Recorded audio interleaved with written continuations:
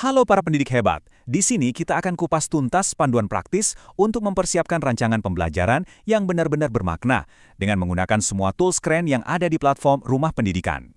Nah, ini nih pertanyaan paling penting buat kita semua kan? Bukan cuma soal ngajar materi, tapi gimana caranya kita bisa bikin sebuah pengalaman yang nempel di hati, yang bisa mengubah, dan yang pastinya bikin murid-murid kita semangat datang ke kelas. Oke, sebelum kita lanjut, penting banget nih kita punya pemahaman yang sama. Jadi, pembelajaran mendalam ini jangan dibayangin sebagai aturan atau model yang kaku ya.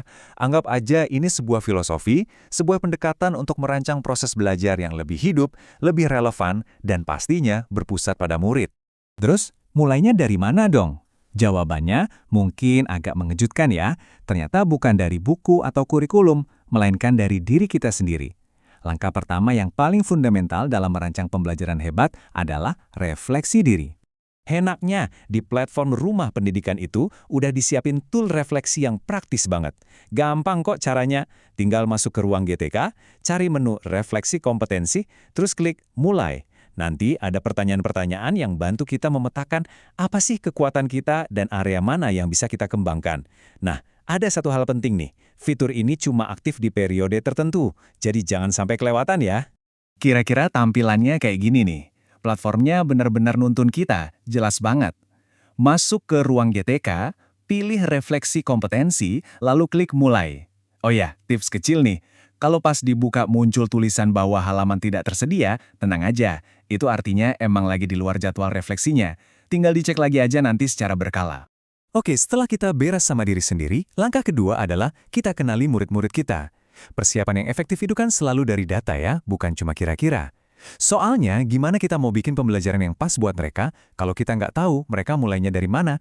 Nah, ini dia poin kuncinya. Kita itu ibarat mau bangun jembatan. Nggak mungkin bisa kalau nggak tahu titik awalnya di mana. Makanya, asesmen di awal pembelajaran atau asesmen diagnostik itu penting banget buat tahu posisi tiap murid. Dari situlah kita baru bisa merancang pembelajaran yang benar-benar nyambung sama mereka. Di Rumah Pendidikan ada dua alat ukur utama yang bisa kita pakai. Pertama, ada asesmen pembelajaran. Ini buat ngecek pemahaman murid soal topik tertentu di pelajaran kita. Nah, yang kedua ada AKM kelas. Ini lebih ke pondasinya, buat ngukur kemampuan dasar mereka di literasi dan numerasi, yang penting banget untuk semua pelajaran.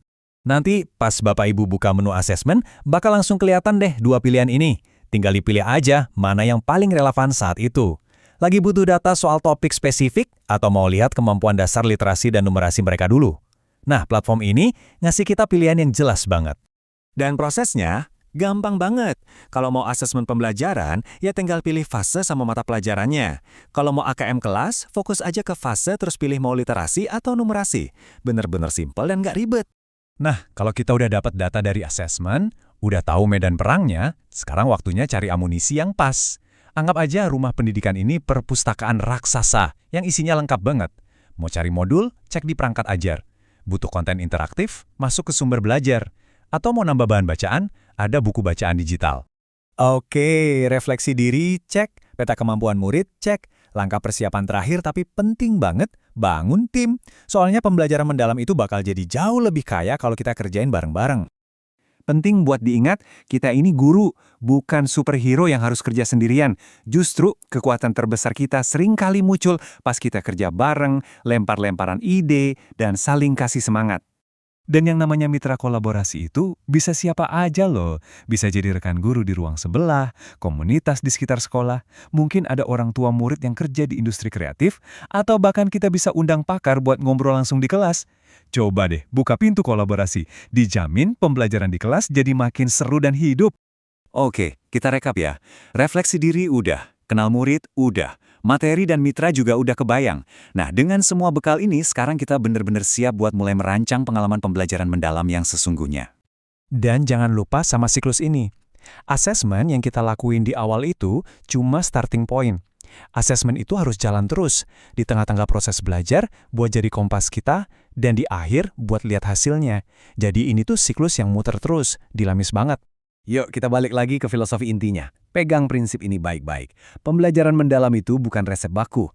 Bapak atau ibulah perancangnya. Punya kebebasan penuh buat berkreasi, buat coba-coba, buat disesuaikan sama kondisi kelas. Yang penting tujuannya satu, bikin belajar jadi penuh makna dan menyenangkan. Jadi, dengan semua persiapan ini, pertanyaannya sekarang bukan lagi gimana caranya, tapi pengalaman belajar keren apa nih yang mau saya ciptain pertama kali. Yuk, ambil langkah pertama dan mulai rancang sekarang. Selamat berkarya, para pendidik hebat.